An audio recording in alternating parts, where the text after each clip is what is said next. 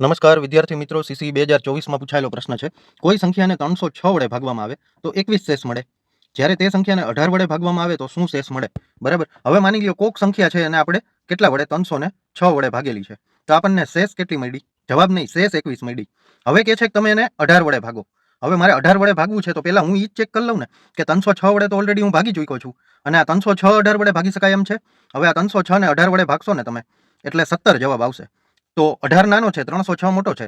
જો 306 વડે ભાગી શકાતું હતું તો 18 વડે તો ભાગી જ શકાવાનું છે, ઓબ્વિયસ વાત છે. હવે 18 છે એ 306 નો અવયવ જ છે, એટલે 306 થી જો 21 શેષ મળતી હતી તો 18 થી પણ ભાગીએ તો 21 શેષ જ મળશે. એટલે આપણો એક નજરે જોવા જાય તો જવાબ આવી ગયો 21. પણ હજી 21 છે એ 18 કરતા નાનો છે, બરાબર. 18 કરતા મોટો છે, એટલે હજી 21 ને આપણે 18 વડે ભાગી નાખશું, બરાબર. આ 18 વડે ભાગી તો શું આવે? 18 એકા 18, 19, 20 અને 21 3 શેષ આવી. તો બસ આપણો જવાબ આવી ગયો કે પહેલા 18 વડે ભાગશું તો 21 શેષ આવશે અને હજી 21 ને 18 વડે ભાગશું તો શેષ વધશે 3. એટલે આપણો ઓપ્શન એ ઇઝ કરેક્ટ.